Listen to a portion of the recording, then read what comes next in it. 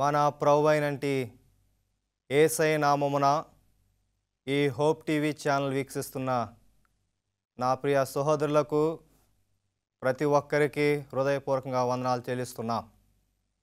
ఈ యొక్క hope TV channel ద్వారా ప్రచారం చేయబడుతున్నటి దేవుని కోసం నేనేం చేయాలి అనే శీర్షికలో నుంచి క్రీస్తుని వెంబడించుట అనే అంశాన్ని ఈ దినము మనం నేర్చుకొనబోచున్నాం. ప్రసంగానికి వెళ్ళకముందు ప్రార్థన చేసుకుందాం. మమ్మల్ని మిక్కిలిగా ప్రేమించిన యేసయ్య నీకు స్తోత్రాలు. ఈ దినము ప్రభువా మీరిచ్చిన ఈ టాపిక్ని బట్టి నీకు స్తోత్రాలు. ఈ యొక్క వాక్యమును బోధిస్తుండగా నీ పరిశుద్ధాత్మను తోడుగొంచమని యేసయ్య పేరట వేడుకుంటున్నామా పరమ తండ్రి, ఆమేన్. ప్రియా దేవుని బిడలారా, క్రీస్తుని వెంబడించుట, క్రీస్తుని వెంబడించుట ద్వారా మనము పొందుకునే ఆశీర్వాదాలు గురించి మనం నేర్చుకొని పోతున్నాం.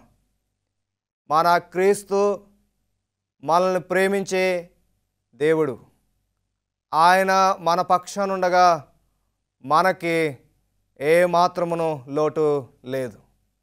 ఎందరో క్రీస్తుని వెంబడించి ఉన్నారు, వారి జీవితాలను ఎంతో ఆశీర్వాదాలతో నింపబడి ఉన్నవి. వారు జీవించిన కాలమంతయు దేవుడు వారి పక్షం నుండి వారిని నడిపించి ఉన్నాడు. పరిశుద్ధ లేఖన భాగాల్ని మనం పరిశీలన చేసినట్లయితే దావీదు బాలుడుగా ఉన్నప్పుడు అరణ్య ప్రదేశములో గొర్రెలు కాసుకున్న సమయంలో యెహోవా దేవుణ్ణి దివారాత్రులు వెంబడిస్తూ ఉండేవాడు. పాటలతో దేవుణ్ణి వెంబడిస్తుండేవాడు, ప్రార్థన పూర్వకంగా దేవుణ్ణి వెంబడిస్తుండేవాడు, తంబూర సితారాలతో యెహోవా దేవుణ్ణి వెంబడిస్తుండేవాడు.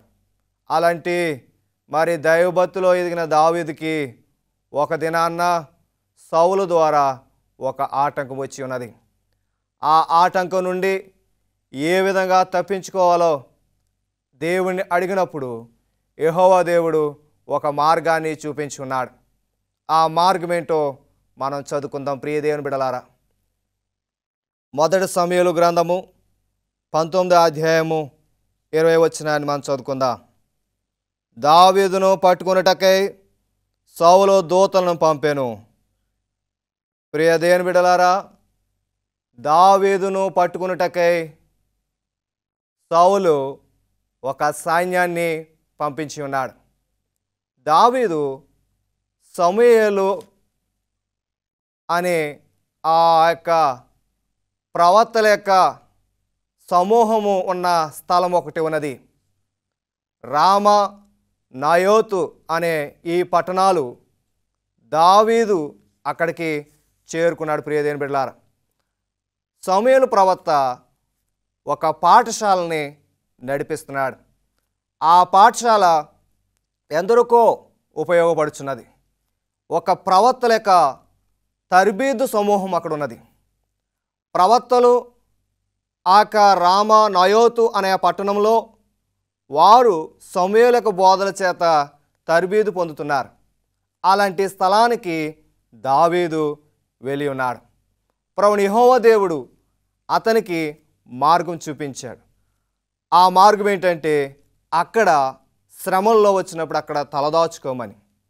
దావీదు నిష్టగా దేవుని మాటకు లోబడి దేవునికి విధేయుడై దినదినమో దేవుని వెంబడిస్తూ జీవించేవాడు.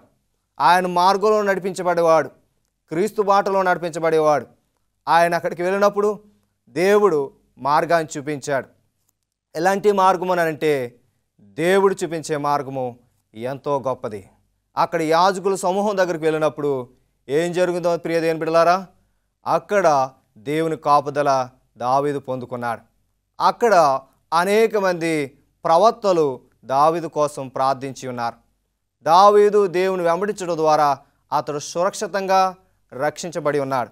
పరిశుద్ధ లేఖన భాగాన్ని మరొకసారి చదువుకుందాం. మొదటి సమూయేలు గ్రంథము 19వ అధ్యాయం 20వ వచనంలో వాక్యాన్ని మనం పరిశీలన చేసినప్పుడు సమూయేలు ఉన్న చోటకి అనేక మంది సౌలు యొక్క సైన్యం వచ్చి ఉన్నది. సౌలు యొక్క సైన్యము అక్కడికి వచ్చినప్పుడు సౌలుతో పాటు ఎంతోమంది సైన్యము అక్కడ సమకూడుకున్నారు. దావీదును పట్టుకోవాలని వెళ్ళినప్పుడు ఆ సైన్యం మీదకి దేవుని యొక్క ఆత్మ కుమ్మరించబడి ఉన్నది. దేవుని యొక్క ఆత్మ వారి మీదకి కుమ్మరించబడినప్పుడు వారు ప్రవచించడం మొదలుపెట్టారు. దేవుని నామానికి స్తోత్రం కలుగునుగాక. ఒక దావీదును పట్టుకోవాలని సౌలు సైన్యం వెళ్ళినప్పుడు, రామా నయోత్ అనే పట్టణానికి వెళ్ళినప్పుడు ఆ సైన్యం మీదకి యెహోవా దేవుడు పరిశుద్ధాత్మను కుమ్మరించగా వారు ప్రవచించడం మొదలుపెట్టారు, బోధించడం మొదలుపెట్టారు. దావీదు మళ్ళీ భయపడ్డాడు, మరో కొంత గుంపును పంపించాడు. రెండో గుంపు వెళ్ళింది దావీదును పట్టుకోవాలని. అక్కడ కూడా యెహోవా ఆత్మ వారి మీద కుమ్మరించబడింది. వారు కూడా ప్రవచించడం మొదలుపెట్టారు. మరి కొద్ది రోజులు అయిన తర్వాత ఇంకొక సైన్యం వెళ్ళింది. మూడోసారి సైన్యం వెళ్ళినప్పుడు కూడా వారి మీద కూడా పరిశుద్ధాత్మ కుమ్మరించబడింది. వారు కూడా బోధించడం మొదలుపెట్టారు. అలాగే ఇక చివరిగా సౌలు తానే ఆ రామా నయోత్ అనే పట్టణానికి వెళ్ళి దావీదును పట్టుకోవాలని వెళ్ళాడు. దావీదును పట్టుకోవాలని వెళ్ళిన సౌలు మీద కూడా దేవుని ఆత్మ కుమ్మరించబడింది. అతను కూడా ప్రకటిస్తూ బోధించడం మొదలుపెట్టాడు. ఈ సంఘటనలన్నీ చూసినప్పుడు దావీదు యెహోవా దేవుని వెంబడించడం ద్వారా ఇంత గొప్ప రక్షణ పొందుకున్నాడు, అతడు రక్షించబడ్డాడు. పరిశుద్ధ లేఖనాలు మనం పరిశీలన చేసినప్పుడు ఈ యొక్క సమూయేలు ప్రవక్త స్థాపించినట్టు ఆ యొక్క ప్రవక్తల పాఠశాల సమూయేలు చనిపోయిన అనంతరము ఆ పాఠశాల ఉన్నట్టుండి శిథిలమైపోయింది. ఎందుకు పనికి రాకుండా పోయింది. గమనించండి ప్రియ దేవుని బిడ్డలారా, ఇక్కడ సమూయేలు ప్రవక్త స్థాపించినట్టు ఆ యొక్క ప్రవక్తల యొక్క పాఠశాల మూతపడిపోయి ఉన్నది. ఎవరు లేపాలి దీన్ని? మళ్ళీ ఎవరు దీన్ని ఉజ్జీవింపచేయాలి? ఎంతమంది జనాంగము ప్రవక్తల పాఠశాలలో అనేక మంది తరబీదైన ఈ పాఠశాల సమూయేలు చనిపోయిన అనంతరము మూత వేయబడి ఉన్నది. వీరందరూ యెహోవా దేవుని వెంబడిస్తున్నారు, పరిపూర్ణంగా యెహోవా దేవుణ్ణి వెంబడిస్తున్నారు. పరిశుద్ధ లేఖన భాగాలు మనం చదువుకుందాం. పరిశుద్ధ గ్రంథంలో మొదటి రాజుల గ్రంథము 19వ అధ్యాయము మనం పరిశీలన చేసినప్పుడు ఆ కాలంలో ప్రవక్త అయిన ఏలియా ప్రవక్తగా అనేకమంది పనులు చేస్తున్న సమయంలో ఆహాబు, యెజబేలు అనే వీరు పరిపాలన కాలంలో వీరి యొక్క స్వార్థం కోసము ఎంతోమంది ప్రవక్తలను జాలి దయ లేకుండా వారిని చంపేస్తుండేవారు. ఆ సందర్భంలో ఏలియా దేవునికి మొరపెట్టగా యెహోవా దేవుడు ఒక మార్గాన్ని చూపించి ఉన్నాడు. ఆ మార్గం ఏంటంటే నీ తర్వాత అనంతరము ఎలీషాని ప్రవక్తగా ఎన్నుకోమని. ఇందుచేతనగా ఎలీషా ప్రవక్తను ఎందుకు ఎన్నుకున్నాడంటే పడిపోయిన పాఠశాలని తిరిగి నిర్మించాలని, పడిపోయిన పాఠశాలని తిరిగి బాగు చేయాలని యెహోవా దేవుడు ప్రణాళిక వేసి ఉన్నాడు. మన పరిశుద్ధ గ్రంథాన్ని మనం చదువుకుందాం. మొదటి రాజుల గ్రంథము 19వ అధ్యాయము 18వ వచనాన్ని మనం గమనిద్దాం. బయలునకు ముద్దు పెట్టుకొనకయు 7,000 మంది మిగిలి ఉన్నారు. ప్రియా దేవుని బిడ్డలారా, బయలు దేవతకు మ్రొక్కని ఎంతమందో తెలుసండి? 7,000 మంది మిగిలి ఉన్నారు. ప్రియ దేవుని బిడ్డలారా, 7,000 మంది బయలు దేవతకి ఎంత మాత్రము వారు మొక్కలేదు. వారు ఎవరి బాటలో నడుస్తున్నారంటే యెహోవా దేవుణ్ణి వెంబడిస్తున్నారు. ఈ 7,000 మంది బయలు దేవతకి ప్రార్థించలేదు, మొక్కలేదు, నమస్కారము చేయలేదు. క్రీస్తు కొరకు నిలబడ్డారు. దేవుని వెంబడించాలని ఒక తలంపుతో వారు ఉండిపోయారు. అందుకోసం ఏలియా ప్రేరేపించబడ్డాడు మళ్ళీ తిరిగి పాఠశాల నిర్మించాలని. పరిశుద్ధ గ్రంథాలను మనం పరిశీలన చేసినప్పుడు ఏలియా యెహోవా దేవుడు మొరపెట్టినప్పుడు ఏలియాకు ఒక మార్గాన్ని చూపించాడు, ఎలీషా ప్రవక్తను. ఎలీషా ప్రవక్త ఒక వ్యవసాయం చేసుకుంటే వాడు వ్యవసాయదారుడు. వ్యవసాయ పనుల్లో మంచి నైపుణ్యత కలిగినటువంటి వాడు. అలాంటి వ్యక్తి, ఆయన కుటుంబము కూడా ఈ బయలుదేవతకి ఎంతమాత్రం మొక్కలేని కుటుంబంలో ఈ కుటుంబం కూడా.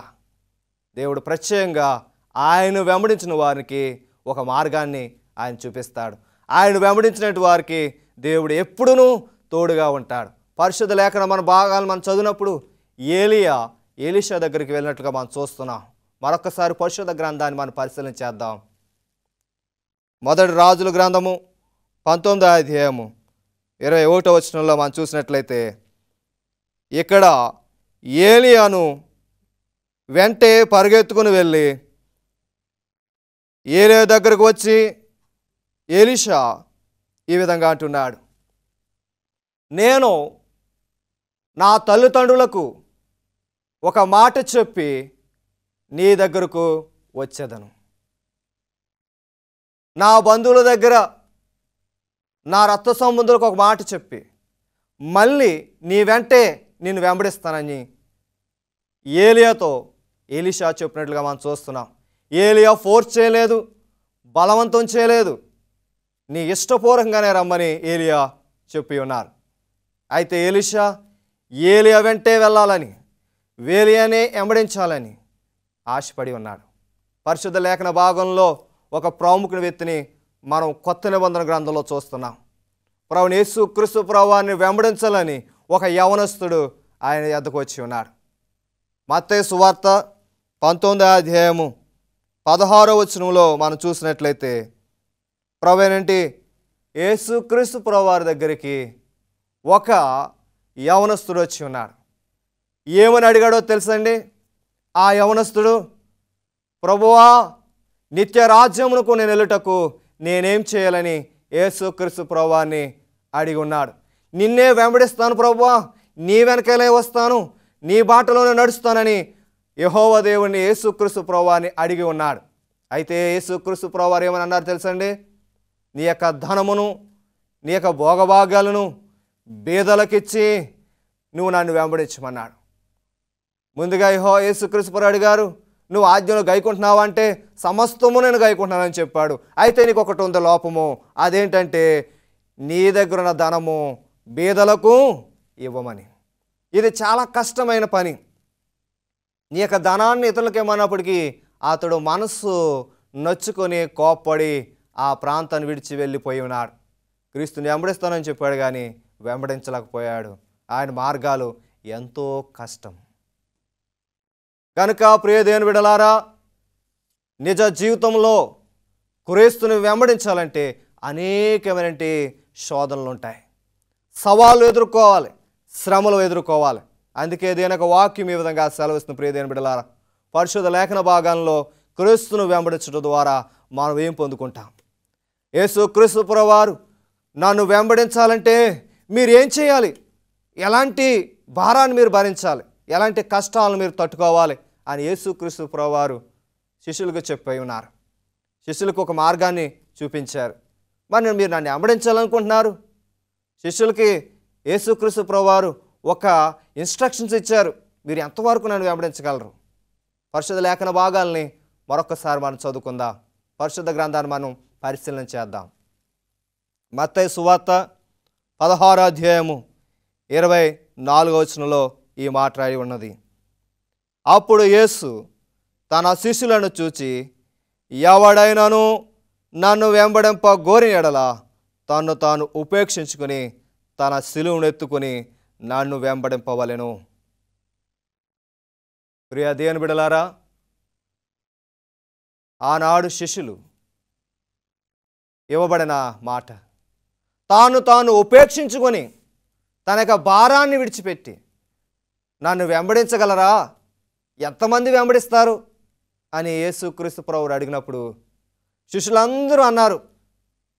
కొంతమంది అయితే మౌనమైపోయారు.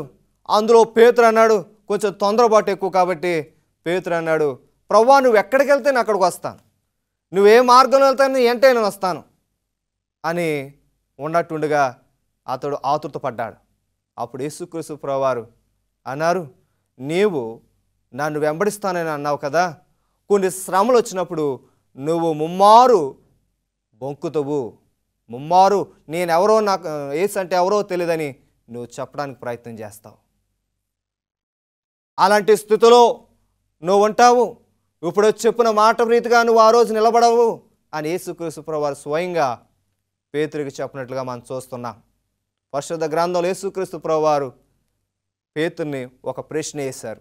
ఆ ప్రశ్నకు సూటిగా సమాధానం చెప్పాడు, కానీ దాని ప్రకారంగా అతడు నిలబడలేకపోయాడు. పరిశుద్ధ గ్రంథాన్ని మనం చదువుకుందాం. మత్తయి సువార్త 19వ అధ్యాయం 27-28 వచనాలను మనం పరిశీలించేద్దాం. ఇదిగో మేము సమస్తమును విడిచిపెట్టి నేను వెంబడించితిమి గనుక మాకేమి దొరికినని ఆయనను అడగగా. మత్తయి సువార్త 19వ అధ్యాయంలో మనం పరిశీలన చేసినట్లయితే యేసు క్రీస్తు ప్రభువారి యొక్క శిష్యుడైనటి పేతురు ఏమంటున్నాడు? మేము సమస్తమును విడిచిపెట్టాం, మాకున్న వాటిని విడిచిపెట్టాం, మా బంధువులను విడిచిపెట్టాం, మా వృత్తిని విడిచిపెట్టాం, నేను వెంబడిస్తున్నాం, మాకేమి దొరుకును అని పేతురు యేసుని ప్రశ్నిస్తున్నాడు. ఈ ప్రశ్న యేసుక్రీస్తు ప్రభువారు చాలా సూటిగా చెప్పి ఉన్నారు. చాలా సూటిగా పేతురుకి చక్కటి సమాధానం ఇచ్చి ఉన్నారు. ఆ సమాధానం మనం చదివితే పేతురుకి వచ్చిన ఆ సందేహము, ఆ అనుమానం కూడా చాలా మటుకే క్లియర్ అయిందని నేను నమ్ముచున్నాను.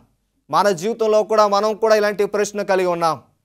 నేను క్రీస్తు బాటలో నడుస్తున్నాను, క్రీస్తు అడుగుజాడలో నడుస్తున్నాను, క్రీస్తు యొక్క గుణలక్షణాలు కలిగి జీవిస్తున్నాను, ఆయనే నేను వెంబడిస్తున్నాను, ఆయన మార్గంలో వెంబడిస్తున్నాను, మరి నాకేం దొరుకుతుంది అని మనం చాలాసార్లు నిరుత్సాహపడుతూ ఉంటాం.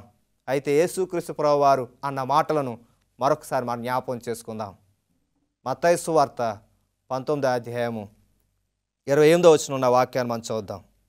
యేసు వారితో ఇట్లనెను, ప్రపంచ మనుష్య కుమారుడు తన మహిమగల సింహాసనం మీద ఆసీనుడై ఉన్నట్లు నన్ను వెంబడించిన మీరును 12 సింహాసనం మీద ఆసీనుడై ఉన్నప్పుడు నన్ను వెంబడించిన మీరును 12 సింహాసనం మీద 12 గుమ్మలం మీద మీరు 12 గోత్రముల వారికి తీర్పు తీర్చెదరు. ప్రియ దేవుని బిడ్డలారా, ప్రభువైన యేసుక్రీస్తు ప్రభువారు శిష్యులకు ఇస్తున్న గొప్ప వాగ్దానం, నన్ను వెంబడించడం ద్వారా నిత్య జీవమును పొందుకుంటారు, 12 గోత్రముల వారికి మీరు తీర్పు తీర్చుతారు. తీర్పు తీర్చే ఆ యొక్క అవకాశం మీకు ఇస్తున్నాను. నన్ను వెంబడించినందుకు మీకు నిత్య రాజ్యంలో పాలిభాగస్తులు అవుతారు. నిత్య రాజ్యంలో మీకు ఒక అవకాశం ఉన్నది. ఆనాడు యేసుక్రీస్తు ప్రభువారు ఇచ్చిన వాగ్దానమే మనందరికీ ఇస్తున్నారు. ఆ వాగ్దానం ఏంటంటే, నన్ను వెంబడించిన వాడు చీకటిలో ప్రవేశించడు, నా మార్గంలో నడిచిన వాడు శ్రమలకు పాలవడు, నా మాటలో నడిచినటువంటి వాడు దేనికి లొంగడు, నా మార్గంలో నడిచిన వాడికి నిత్య రాజ్యంలో ఆయనకి చోటు ఉన్నది. అయితే ప్రియ దేవుని బిడ్డలారా, మనం ఎలాంటి మార్గంలో మనం ఉన్నాం? ఏ మార్గాల్ని మనం ఎంచుకుంటున్నాం? క్రీస్తు బాటలో నడుస్తున్నామా? లోకాసనమైన మార్గంలో మనం నడుస్తున్నామా? క్రీస్తుకు లోబడి జీవిస్తున్నామా? క్రీస్తు మార్గాల్లో మనం నడిచి తద్వారా అనేక మందిని క్రీస్తుని వెంబడించేవారుగా మనం వారికి తరబిదిస్తున్నామా లేదా? దేవుడు మనలందరినీ అడుగుచున్నారు. మనలందరినీ ఆయన అడుగుచున్నారు. ప్రియ దేవుని బిడ్డలారా, మన మార్గం ఎటువంటిది? మన జీవితం ఎటువంటిది? యేసయ్య ప్రతి మాటల్ని మనం జ్ఞాపం చేసుకోవాలి. మన జీవిత విధానము ఎలాంటిదైనా సరే మనము నిత్యరాజ్యం కోసం నిలబడి ఉండాలి. పేతురుకిని తన తోటి వారికిని ఆయన ఇచ్చిన గొప్ప వాగ్దానం ఏంటంటే, మీరు నన్ను వెంబడించిన ఎడల మీరు 12 గోత్రం వారికి తీర్పు తీర్చుదురు, నిత్యరాజ్యములో మీకు పాలిభాగస్తులై ఉంటారు. అందుకే దేవుని ఒక వాక్య విధంగా సెలవుస్తుంది. పరిశుద్ధ లేఖన భాగాల్ని మనం చదువుకుందాం ఈ దినము.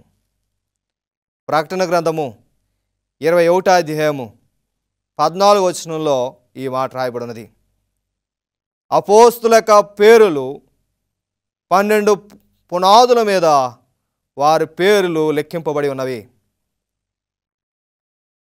ఎంత గొప్ప తరుణమో ప్రియ దేవుని బిడ్డలారా! అపోస్తులనగా యేసుక్రీస్తు ప్రభువారి యొక్క శిష్యుల యొక్క పేరులు 12 గుమ్మల మీద రాయబడి ఉన్నది. ఆ పరలోకంలో